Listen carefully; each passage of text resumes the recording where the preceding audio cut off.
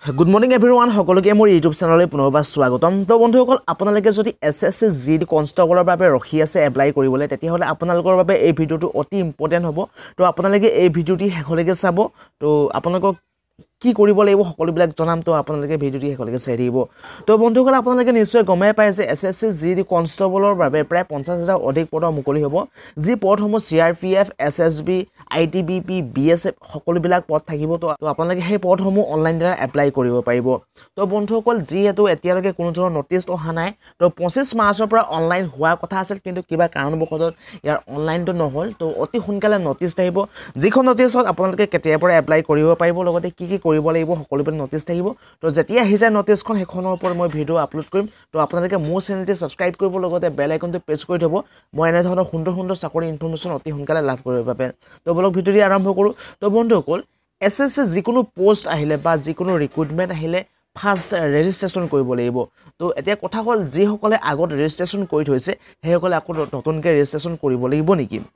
তো বন্ধুসকল যিসকলে আগত ৰেজিষ্ট্ৰেশ্যন কৰিছে সেইসকলে আকৌ নতুনকৈ ৰেজিষ্ট্ৰেশ্যন কৰিব নালাগে। তো সেইসকলৰ যিসমূহ ৰেজিষ্ট্ৰেশ্যন নাম্বাৰ, যিবোৰ ইউজাৰ ID, সেই ইউজাৰ ID আৰু পাছৱৰ্ড ইউজ কৰি আপোনালোকে আকৌ অনলাইন কৰিব পাৰিব, ৰেজিষ্ট্ৰেশ্যন কৰিব লাগিব। যিটো ৰেজিষ্ট্ৰেশ্যনটোৱে অলপ হাৰ্ড হয়, অলপ দীঘলীয়া প্ৰচেছ ৰেজিষ্ট্ৰেশ্যনটো।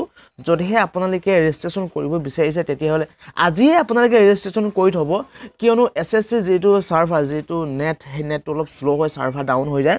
তো আপোনালোকে যেতিয়া অনলাইন লিংক এক্টিভ কৰি দিব তেতিয়া আপোনালোকে লগালে 1 মিনিটৰ ভিতৰত আপোনালোকে SSC জিডিৰ বাবে কনষ্টেবলৰ বাবে এপ্লাই কৰিব পাৰিব, যদিহে আপোনালোকে ৰেজিষ্ট্ৰেশ্যন কৰি থয়। তো আপোনালোকে কৈ দিওঁ যে প্ৰথমে আপোনালোকে ৰেজিষ্ট্ৰেশ্যন কৰি থওক। তো আপোনালোকে কেনেদৰে ৰেজিষ্ট্ৰেশ্যন কৰিব লাগিব মই ইয়াত দেখাবলৈ চেষ্টা কৰিম, প্ৰচেছটো কেনেকুৱা কি কৰিব লাগিব ৰেজিষ্ট্ৰেশ্যন কৰিবলৈ।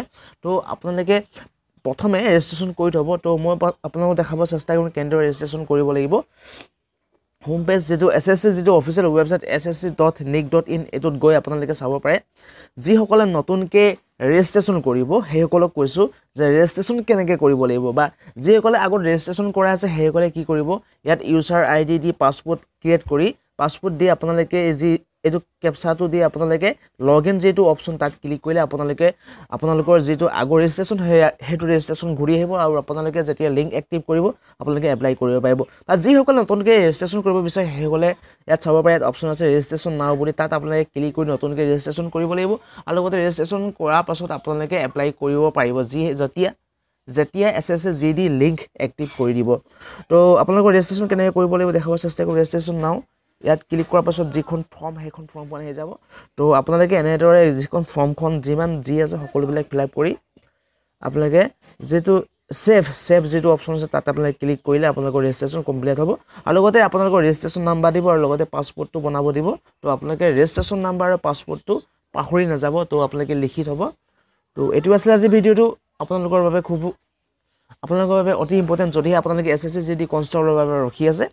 তো এইটো ভিডিঅ' সকলোলৈ শ্বেয়াৰ কৰক যিসকলে দিম বুলি ভাবি আছে, পোষ্টৰ বাবে এপ্লাই কৰিম বুলি ভাবিছে। যদিহে নতুন হয় তেতিয়াহ'লে ছাবস্ক্ৰাইব কৰিব এনেধৰণৰ সুন্দৰ ডিফেন্সৰ আপডেট পাবলৈ। তো আজি ইমানেই আছিল, নমস্কাৰ।